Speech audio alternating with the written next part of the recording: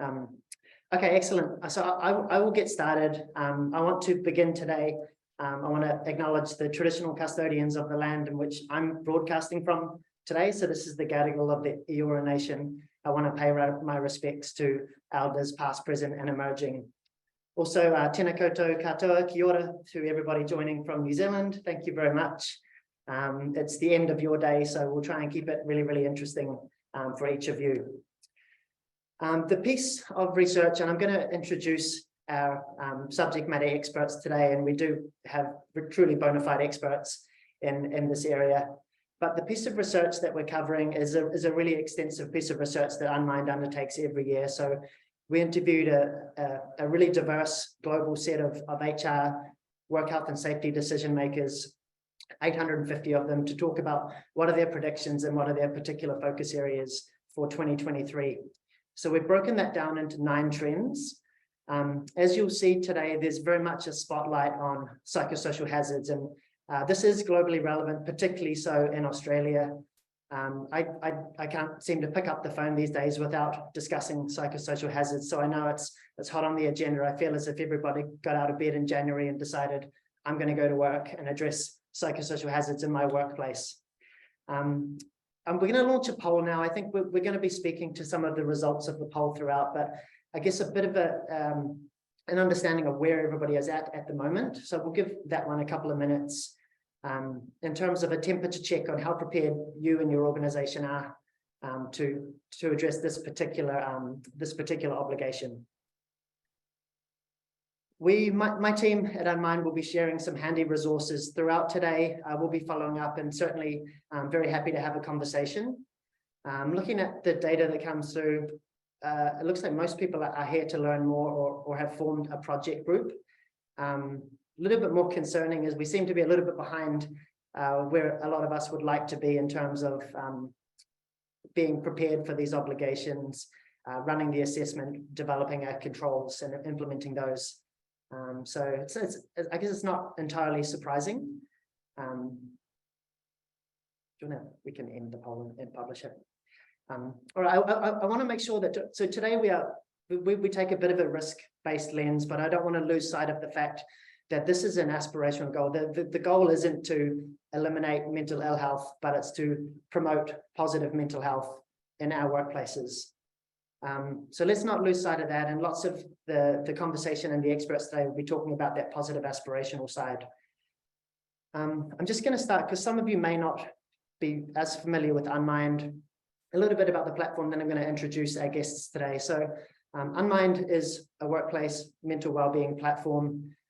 If anybody saw the news last week, we made another, we've extended into a new arm, which is online therapy, but essentially our foundation is in measurement. So you can't manage what you can't measure at both the workplace factors level and the individual self-assessments. We give the organization the data they need to activate campaigns, track progress and set goals. The tools are really broad. Seems as if at the moment the manager toolkit is really, really popular, helping to empower leaders. And it can be everything from job crafting and education around some of those systems-based approaches, or how to have a conversation with an employee who might be experiencing the menopause, or someone who might be experiencing some financial hardship. So tools for managers and for individuals. And then really exciting news as of last week, access to therapy in 4 clicks.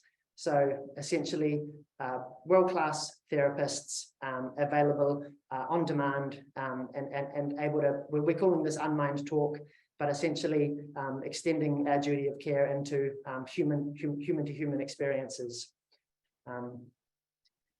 Right, without further ado, we're going to get started. We don't have, I think our biggest challenge today is going to be time constraints. There's a lot that we can share. So I really quickly want to introduce you to the 3 experts who will be speaking to the trends today, and I'm really grateful for them joining us. So first of all, Shahan and Perez, so he's a partner, a people risk partner at Howden.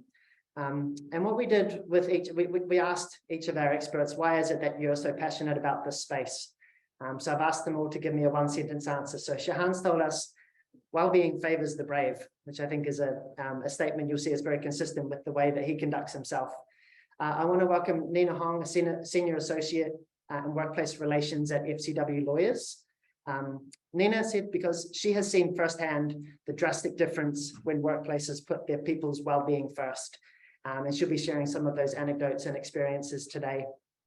And of course, someone probably many of you all know is Anna Faringa, so workplace mental health consultant and director. And Anna's statement is psychological safety will determine future enterprise readiness, which I think is something that we can all be excited about. And obviously you're here today, so it's something that you care passionately about also. Right, without further ado, we're going to jump into our first trend, and this is going to be Shahan sharing his expertise on this one. The first trend that we've observed is buyers turning up the scrutiny on their wellbeing solutions. Over to you, Shahan. Awesome, Matt. Thank you for that. And thank you for everyone for joining us. We're getting great numbers coming through. So, Matt, I know we kicked off with that quote that we talked about, and we all probably know the famous quote, "Fortune favors the brave." And I've put a bit of a spin on that, and I've said, well-being favors the brave, because I think from, an evolutionary perspective, if you look at it that way, we've probably taken a good 50 years now to bravely challenge the environment in which we live in and adjust to climate change and adjust our lifestyles and adjust how we look after our planet. And we've still got a long way to go, but we've made that journey, and we've taken 50 years to probably do that. So we're hoping it doesn't take 50 years to challenge well-being, and most of us probably won't be around in that time. But I clearly think that that everybody here on the line today, and the vision that we have for all human beings on the planet, is to really help people focus on their well-being and focus on challenging the status quo in which we live in now. So, one of the key things that we have seen is that transition from pandemic, like you talked about before, the focus on psychosocial hazards, and really that movement into a space where we're thinking about everything that we can do as organizations, and we're infiltrated with a whole range of applications and systems and lots of different hazards to look at. And we were coming out of COVID in this space thinking, well, what do I choose? What do I think would be best for my team? How do I support my team? And as we move away from that support mindset to more of a recovery mindset and more of a stabilization mindset, what we're really needing is systemic changes, right? We don't need band-aid responses in order to be able to cope with the challenges that we're facing on a day-to-day basis or put certain fires out. We need to think about a whole systems approach. And I think the real challenge that we're looking for now is, who's brave enough to step up and meet the psychosocial hazards, who has the capability to look at it from a systemic approach. And I think one of the key questions, buyers are asking is, what are the solutions doing to help drive systemic change? And we talk about an ecosystem there of support. And you and I have talked about that a lot, in the sense of, what role does the organization have to play? How do we enable and empower our leaders and our managers across our organization? And how do we empower our workforce? How do we build better mental health literacy? How do we build better safety behaviors across colleagues and team members? And how do we look out for each other in order to create a safer workplace? So I think the big question that buyers need to be asking providers, and we look at this as from an insurance perspective as well, is that we need to think about what are the resources, programs, apps, technology that we're implementing. What are the measurable constructs of that? What are the evidence-based constructs of that? And how does it actually contribute to the broader systemic change? Right? And that's probably the key starting point for us, as our other facilitators take on that discussion as well. Thank you so much, Johan. And yeah, I think good questions in regard to that is, does your supplier have RCTs, or have they published, or do they have peer-reviewed research? And it does play. Now I'm going to pass it over to the lawyer. I don't want everybody to be afraid, but Nina's going to talk, and it very much corresponds to this and the concept of measurement. So the second theme that we'll be discussing today is data and measurement become essential ingredients to workplace wellbeing. Nina, I'd love to get your thoughts on that. Thanks, Matt, and thank you for everyone for joining us today. So Look, very similar to what Shahan said, I think there's often a misconception that you should approach psychological safety from a compliance perspective, put on that band-aid approach, and it just doesn't work. There's this belief that you can just tweak some policies, sexual harassment, bullying, and that's enough to meet your obligations. But people always forget that at the base of it, you really need that data and measurement to make sure you are doing an appropriate response. The goal for businesses is to ensure that their employees are healthy, happy, and productive. And in order to do this, you need that evidence and that data. You can't apply a blanket approach. It's never going to work. Under safety law, you have to do everything reasonably practicable to provide a safe workplace and to monitor the health of your employees, which means at the first step, you have to be able to identify the hazards in order to determine the risk. You then need to provide suitable controls to address those specific risks. And if you don't go out, consult with your employees, you don't do surveys, you aren't checking with your employees, you don't actually know what hazards you are supposed to be addressing, which means you're not meeting your basic duties. One common mistake we often see in my industry is that businesses only focus on the really extreme examples of psychological hazards. So things like violence, sexual harassment, bullying. But in reality, it's the much more subtle psychological hazards that we see do the most damage over time as they build up. Things like high or low job demands, low job control, poor support, lack of recognition or reward. Those kinds of things build up and they're very insidious. They build up over time, which causes much more damage. And if you think about what these things have in common, they all revolve around an individual's work design. As we all know, this is extremely nuanced and specific for each individual, which is why a one-size-fits-all approach can never work.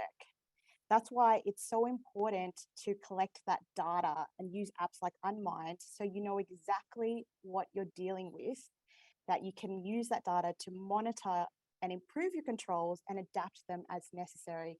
Because if you don't, you're essentially going in blind. And I don't think you can ever really achieve that goal of workplace well-being then, because you're not actually addressing any of the underlying issues. Thank you so much, Nina. I think that job design systems-based approach, that will hopefully be language that you're all familiar with. If not, I mean, there's lots of literature and research out there. Anybody that's joined us today can help advise. But I think it transcends focusing on the well-being. We've got to look at the workplace itself. Now we have a slight challenge, and I'm going to take self-nominations here. Anna had told us before the session that her laptop was potentially on its last legs. She's dropped out. She's going to try and rejoin. Nina, Shahan, if one of you would like to speak to this, please let me know. But this will probably be a common theme that we're starting to see in our own businesses as well. And that's the idea around financial stress and how do we as an employer break the taboo around that topic.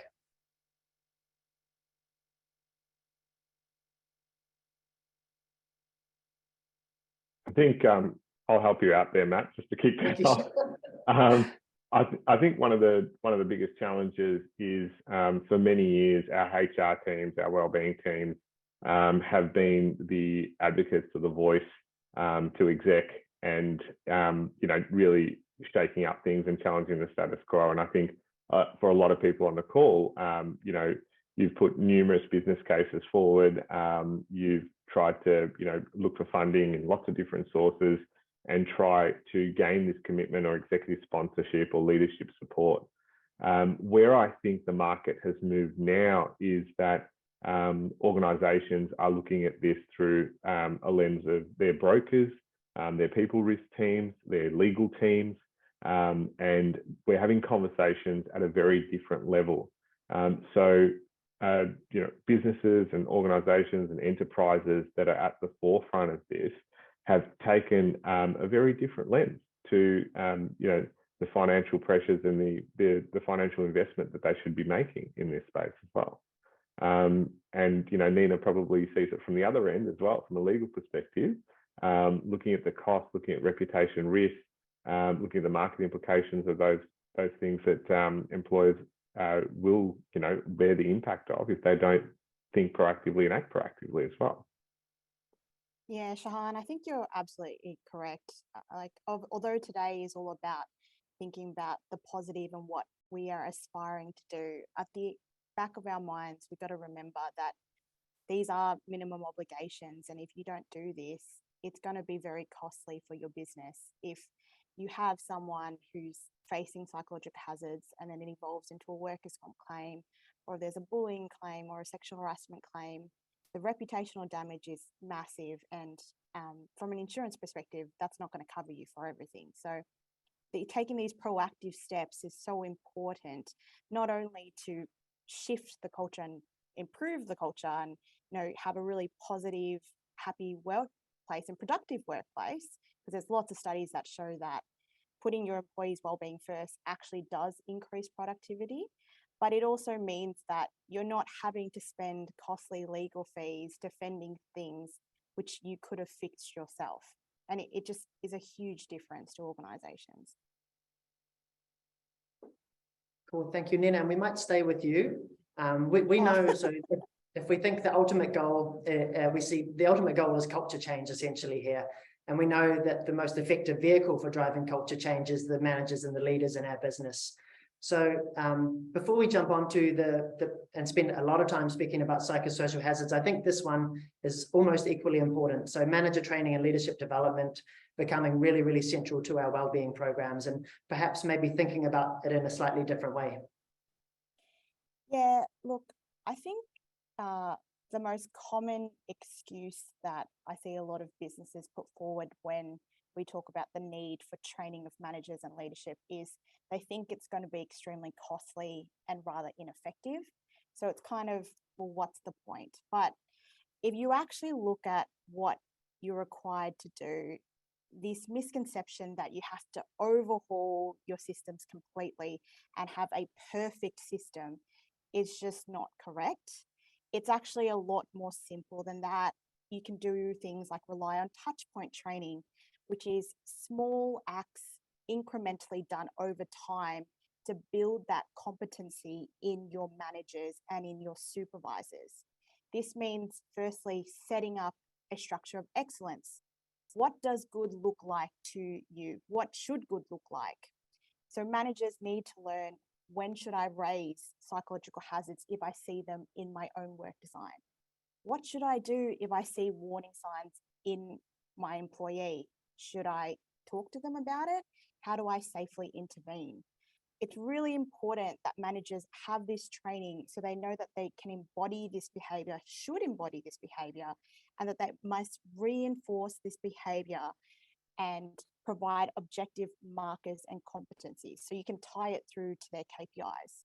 They should then pass this on and monitor this behavior in their own staff, continually testing against them to ensure that they know what is good, and regularly touching base with the managers so they are building on this skill set. It's not difficult to determine when someone is competent in things like psychological hazards. You just need to see, can they explain what is good behavior? Are they able to give examples of that? Are they able to teach other people what those behaviors should be? Do they know when to call out that something is wrong? It's so important that you start with the manager training because it will have a trickle down effect to the rest of the organization to have that cultural shift that's so important.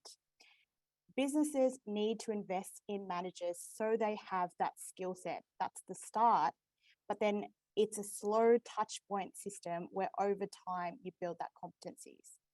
I think one of the biggest things that I always get asked by clients is, look, one of my employees seems to have something wrong. I'm not really sure what's going on with them, but it seems to be about a personal issue. It's not really my problem, right? But that's not correct. Under safety law, you have that obligation to intervene if you identify any signs of psychological hazards, even if it's to do with personal issues, having a marriage breakdown. If it's then impacting on their work and it could cause further risk to them, you have that obligation to intervene.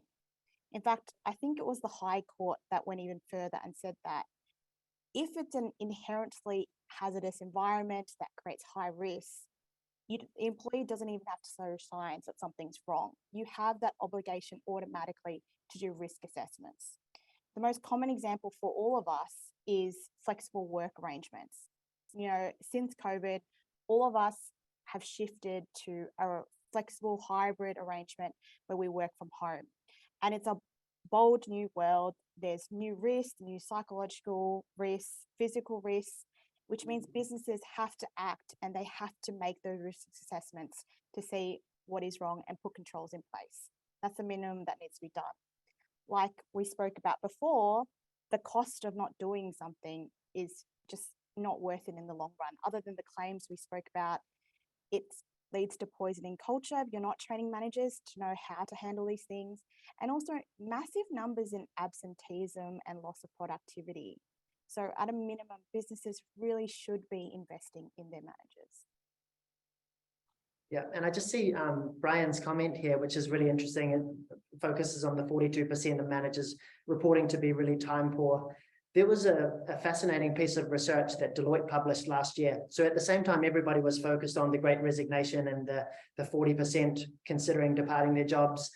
Senior executives in C-suite were reporting potential departures of 70%. So they were more burnt out than anybody. So, you know, it comes down a lot to positive role modeling, job design and distribution. And we know that micro learning and just-in-time learning is very, very effective as well. And that's very much the approach that we take at Unmind. Now, psychosocial risk management. So the code of practice and then how that's been adopted state by state in the WHS legislation is a very, very real topic. And many of us will be very thankful for the tailwind and the recognition that this finally gives the very important work that we all do. But at the same time, it seems to, and I think we saw at the very beginning in the poll, there's about 70%, 65 to 70% of us that are not adequately prepared at the moment.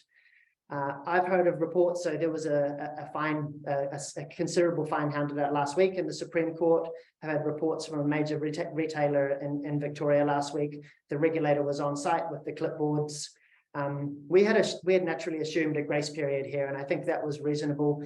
But I think the regulator is ready to go, and we have to be prepared. So we're going to talk about that. I'm going to firstly hand over to Shahan, because there's a few elements that we have to consider here, and I think this one needs adequate time. So Shahan, over to you to kick things off. Yeah, I think, you know, from our perspective, like Matt, you said, you know, we've been campaigning for this for probably 10 years. So we've you know, really seen the change, and, you know, between, I think, Nina and I, we've had many conversations with employers and organisations and enterprise about how they should proactively move towards this change. And, you know, the introduction of the codes of practice across Australia mean, you know, that this now has to happen. And one of the things that we should be recognising in this as well, and I think the great positive of this is that globally, we're actually leading in terms of the regulatory changes that are occurring, right? So not only do we have this great opportunity in the Pacific to be able to do this, but we have an opportunity to be able to lead this growth globally and really create safer systems of work. So I think, you know, yes, we need to follow a code of practice, but I think we have the security also of our governments in order to be able to do that in a safe way. We have a guideline and a roadmap to be able to tackle this issue. And I think a lot of other countries around the world, a lot of other enterprises will be looking to what Australia is doing and looking to how we're managing this.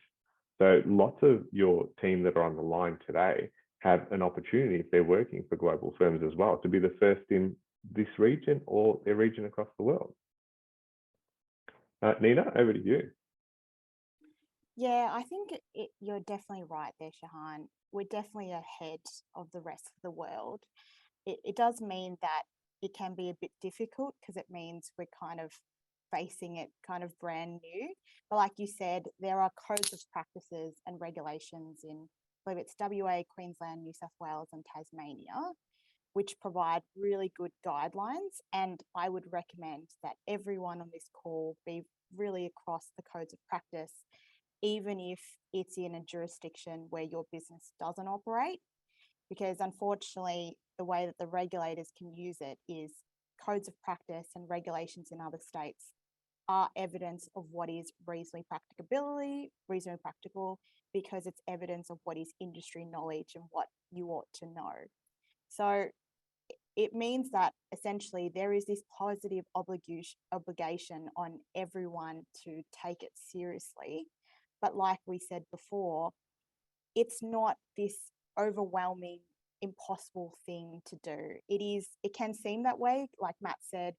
It's like the new buzzword. Every single person has been talking about it, but psychological hazards have always existed. And as long as you are taking those steps to build that competency in your managers and leaders and trickling it down, also investing in training in your employees so they know how to identify their own psychological hazards, identify other psychological hazards, how to raise it so they know they have their own obligations to raise it if something's wrong. It is possible to address these things. And I think one really great thing of this focus on psychosocial risk management is the fact that we're now seeing a convergence between employment law and safety law, which really builds on HR practitioners and safety practitioners to work hand in hand together for the benefit of employees, which is what really should have always been happening. But it's really great to see the shift in the legislation so that we're seeing practical examples of it.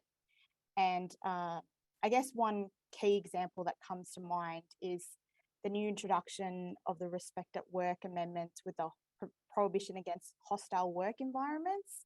So in that case, a business cannot subject anyone to a hostile work environment on the basis of their sex, or things like inappropriate banter, things like that.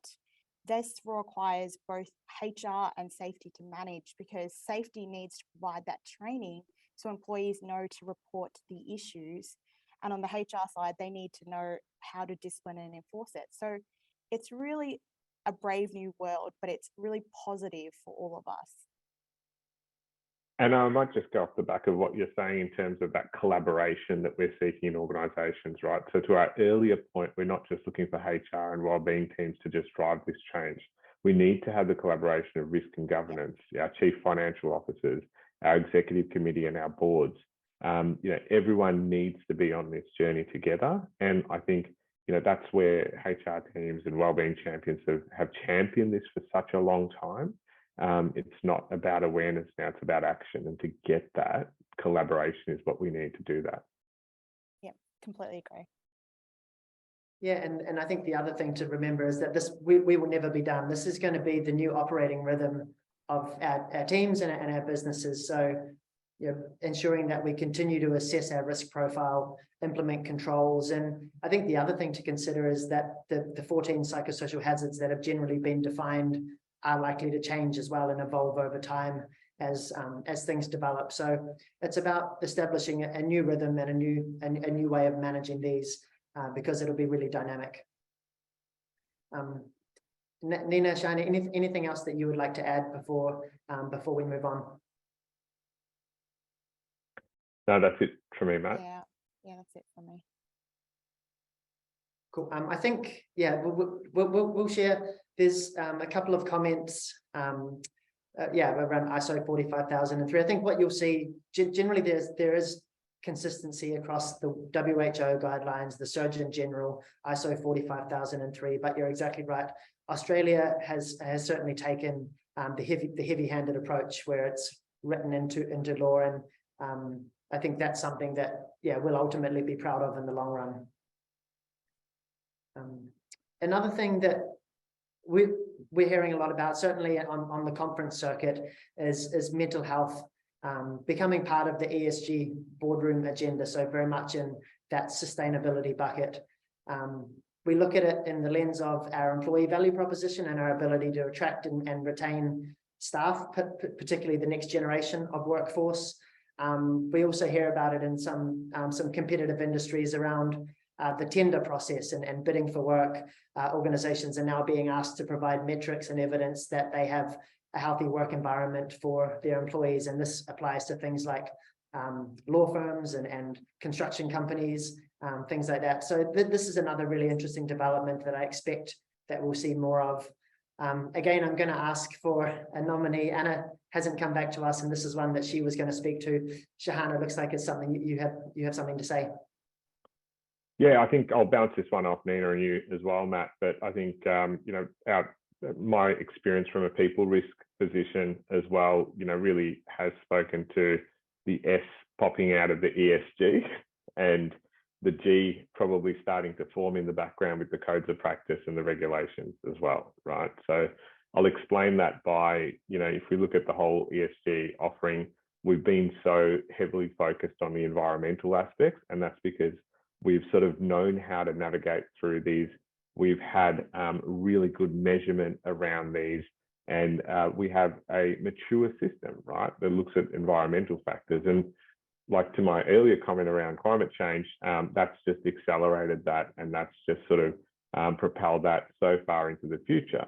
Where a lot of organizations, a lot of risk consulting and so forth is having these conversations now is how do we look at the S, right?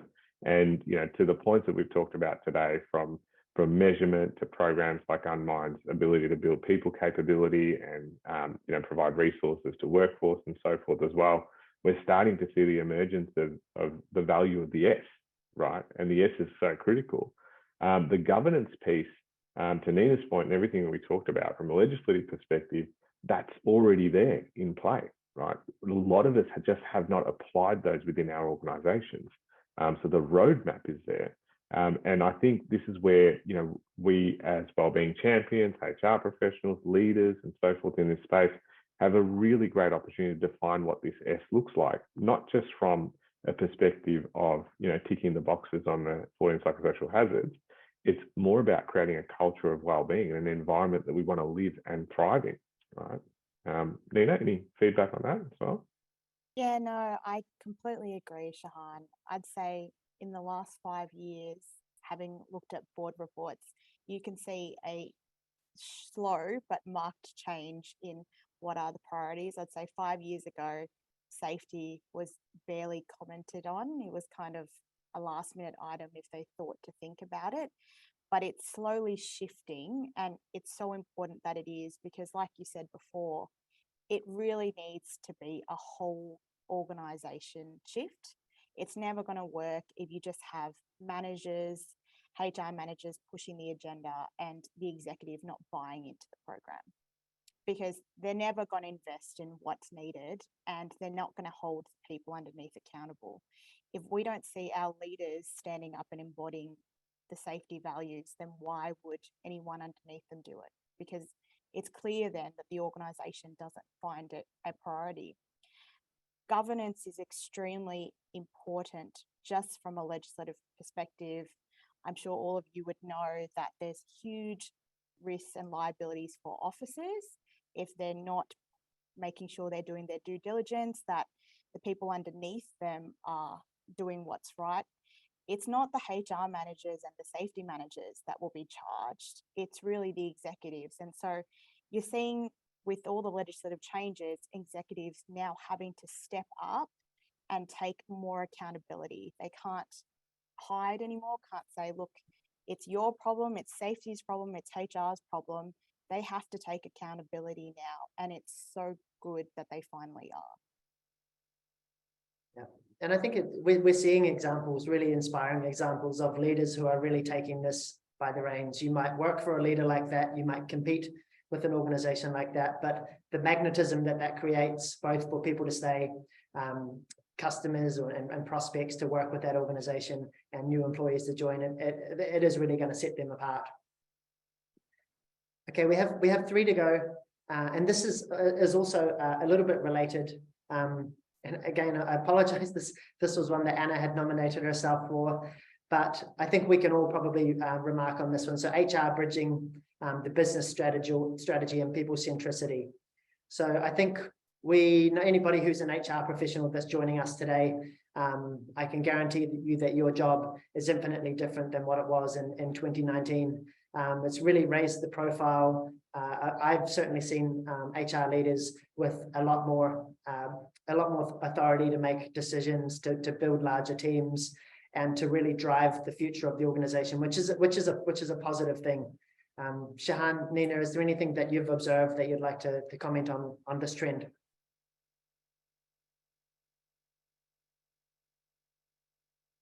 I was going to throw to you, Nina, but I definitely feel like at the back end of COVID, a lot of the HR champions and wellbeing champions that we've spoken to are in recovery themselves, given a lot of the amazing work that they've done to, rechange work design, support their organizations through, 2-3 years of crisis and transformation.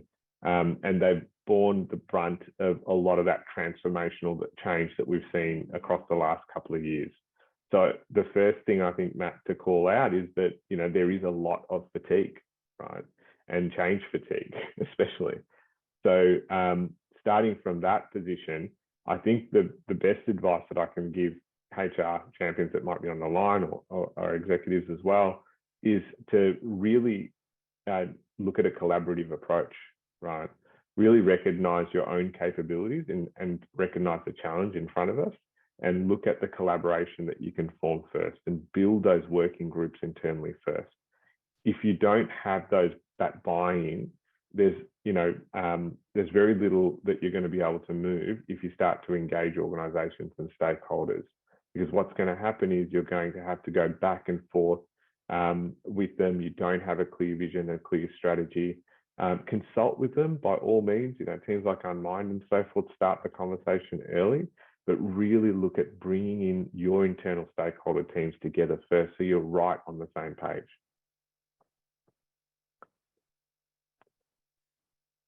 Yeah, and I think in addition to that, probably HR has never had access to more data than what you will have the ability to collect now. And we know data drives storytelling and data drives goal setting and ultimately results. So really leverage, connect the data sources that you have access to. The other thing, and perhaps Nina, this is something that you're observing, is the convergence between work health safety and HR having to really collaborate. And I think, again, that's a really positive thing, greater collaboration than what we've perhaps seen in the past.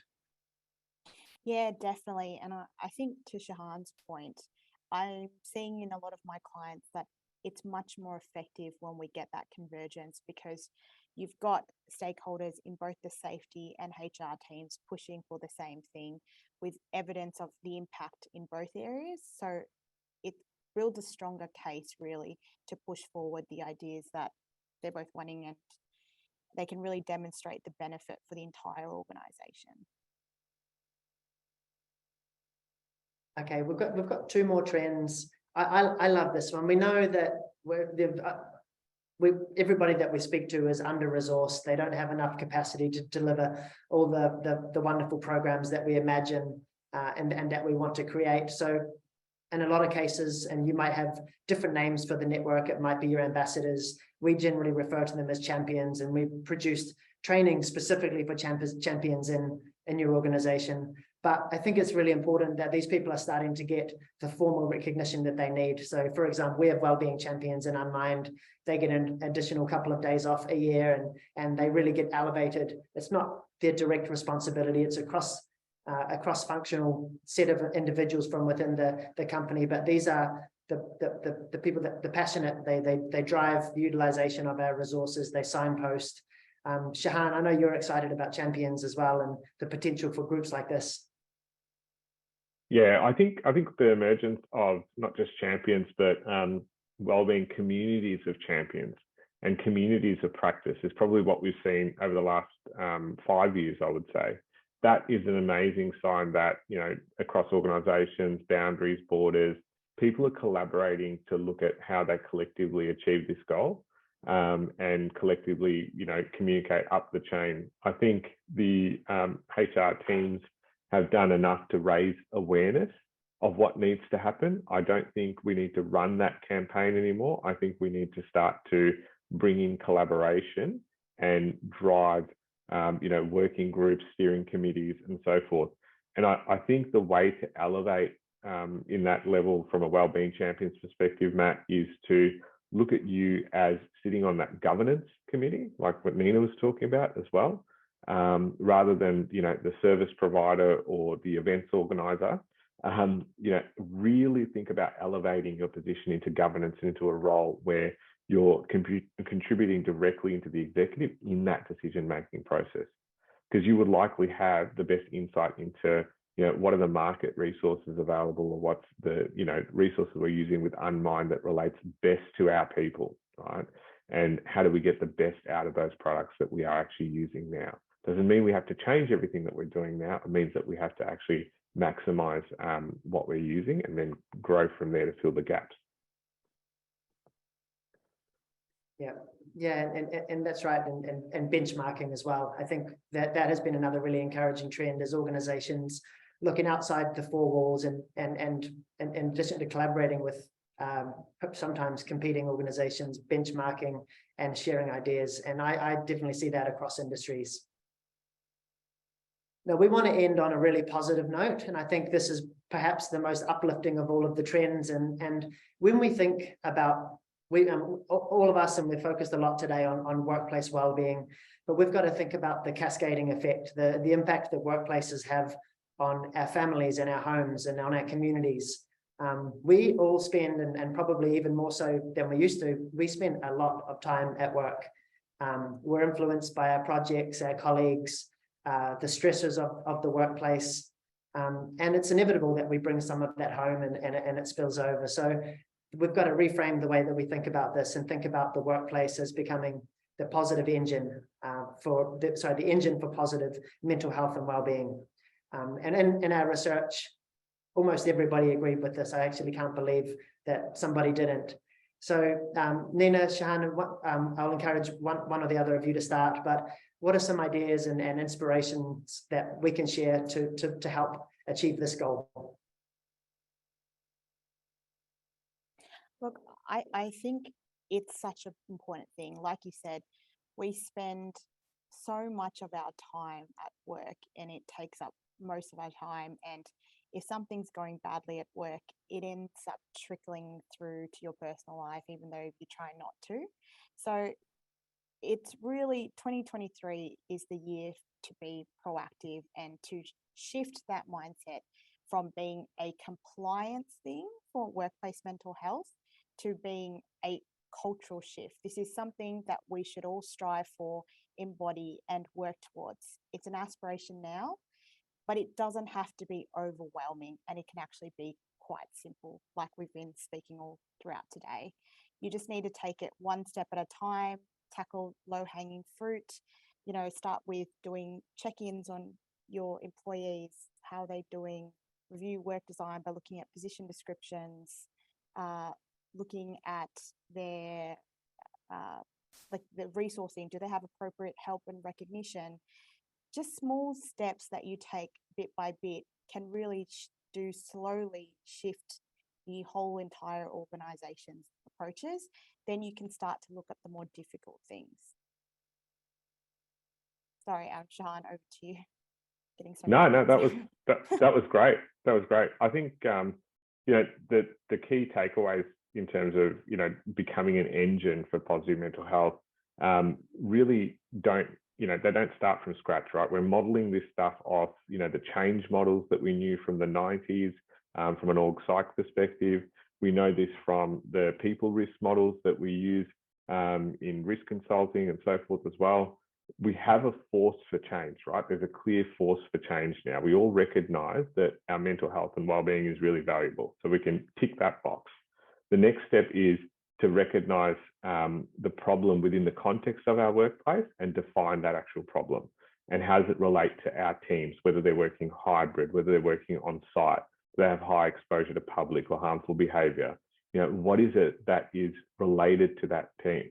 The third step is that problem solving, that collaboration, right? So bringing together the teams to collaborate and problem solve together, and gaining that commitment is what you need to do before you start to bring in programs, strategies, approaches, and try and sell them within the business, right? Because if everyone's not committed to this, then implementing the change, which is that fourth step, is going to be really hard for you, right?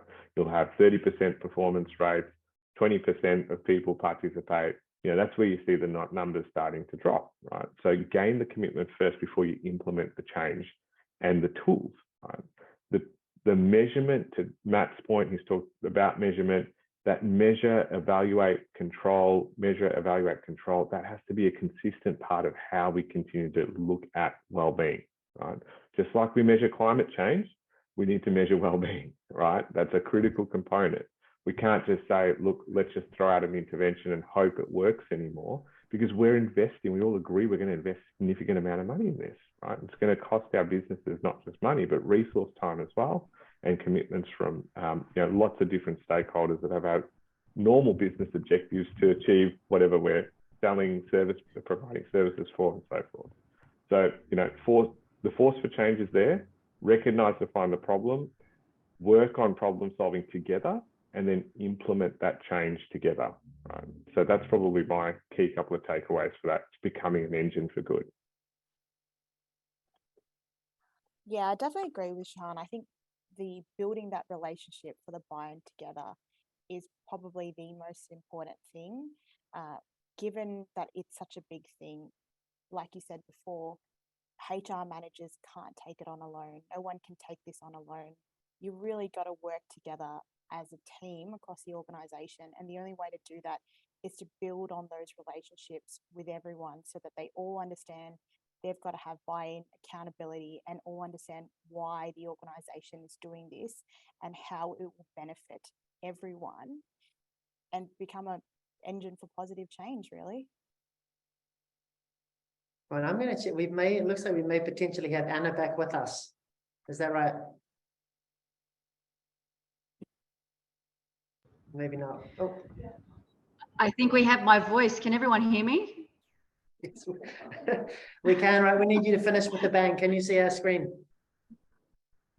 Firstly, I want to significantly apologise to everyone that came along today. You don't know what Abby and I have been doing in the background. So this is Anxiety 101 in full flight. So I think we're going to get sound today, but the cameras being a bit of a naughty thing. So look, I am very familiar with what the conference was covering. I think one of the main things from a financial perspective is that you consult with your organisation just to see where financial stress is being caused. I'm sure Shihan absolutely covered it beautifully, but whatever method works for you financially to address financial stress, because financial stress can be factual or it can be perceived depending on the messaging from the organisation. Secondly, with the boards, with the new legislation, there is actually now direct consequences up to fines and jail time for boards that don't adopt this particular psychosocial risk approach. But more importantly, back to what Nina and Shihan were talking about, the benefits of doing these psychosocial practices in your workplace are absolutely astoundingly worth the investment in time, although I do absolutely understand the difficulty, particularly of HR professionals trying to get this up as a business case. In my experience, getting it up as a business case, you really, and this is going to sound quite cold, is to show them with dollars. I work with a lot of executives around Australia that do have compassion and want to do it because it's the right thing, but I'm a realist. 80 to 85% of companies want to see what validates our investment.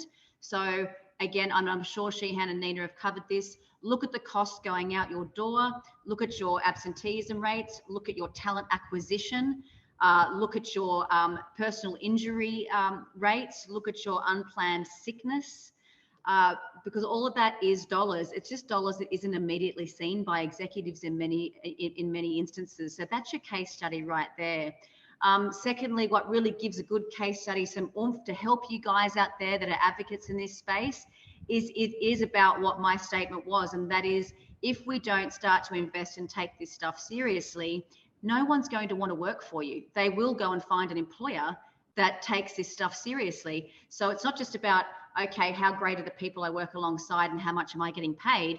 The next question, particularly with our millennials, is how are you going to keep me safe at work? And everyone that's listening today needs to be prepared, and you need to prepare your boards to be able to have a response to that. Because if you don't have a response to it over the next sort of couple of years, you're going to lose great talent, and that's going to hit your business bottom line significantly. And thirdly, with the HR piece, as in all of you wonderful people that have not been able to see much of me today, HR plays a pivotal role in this space, but it's not the only role. I looked at the poll results in the report where a lot of you thought that it was primarily all your role to drive this stuff. Where it comes and where I see it being successful, and I saw in the poll that a lot of you have actually started to form your groups, absolutely filters into what I was going to say. HR are part of what an effective and sustainable system or psychosocial system looks like. It needs to be transdisciplinary. It needs to be interdivisional. So what that means is, some of you that have formed those groups, you need to have representation from safety, from executives, from human resources, from legal, from governance, and from your front line. That's what your groups actually should look like if you've formed them, to ensure that you are getting a sustainable 360 view into causal factors that are harming people mentally in workplaces. So I did my best to sum up all three parts in as quickly as possible. Matt, audience, Shihan, Nina, I am so sorry. We had some really bizarre things going on in the background, but I'm here to answer any questions. I'm mindful of time, of course, but thank you for everyone for listening for my very, very 3-minute, it was what going to be a 9-minute piece. So No, that you're an absolute legend, and thank you for tolerating. We're so pleased to have you back, and that was, yeah, I guess better than what we could have even expected. I'm going to leave this here for about 1 minute. We're going to answer one question, and then I'm going to flip over so that you will have the ability to get in touch with our 3 truly bona fide experts who have joined us today. This is the QR code, if anybody hasn't seen it, to download the report.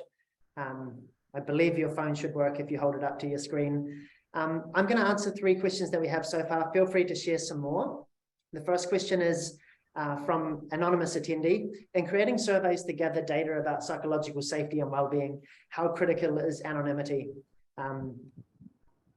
I'll answer this first, and then I'll hand over if anybody else would like to layer in. But anonymity is absolutely critical for people to feel safe that they can share completely honestly. Because anonymity doesn't necessarily mean that the data is not useful. So, for example, at Unmind, we can get quite granular with our data still. We have a reporting threshold of 6, but locations, departments, functions of the business, we can really easily spot trends. So that's certainly my view. I'm not sure if anybody else would like to comment. Yeah, I'll tail on the back of that one, Matt, considering Shihan and Nina have done all the work today. Anonymity, which is a very difficult word for us all to say generally, mental health still has a very big taboo, very big black box hanging over it. As Shihan said in his opening, it is getting better as we move along, but we do have a lot of work to do. We're still easily 20 years behind where physical safety is. So people that are actually struggling or people that want to help someone are hesitant to talk about it anyway, let alone the perceived bias of someone reporting or flagging a causal factor in the workplace that's related to mental health. So particularly in this space for now, anonymity is vital for you to get valid data and for people to tell the truth. Yeah, and then the data can start those conversations. Nina, you have a comment? Yeah, I totally agree with everything that Anna and Matt have said.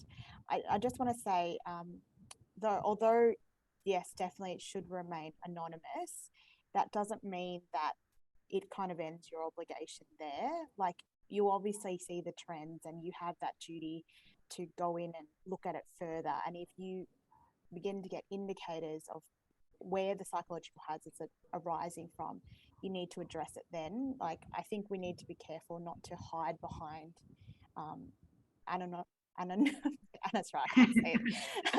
Anonymity, to think that that's enough. Like, you still need to take the next step, like Matt said, and go further in order to address it.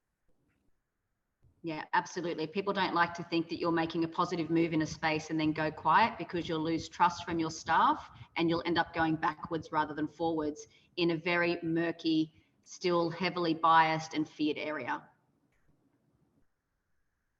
I think just to add to Anna and Nina's comments, I think the key thing is use the insights that you might gather through the data and the evaluation and so forth, and test those in focus groups and in interviews and do workplace observations.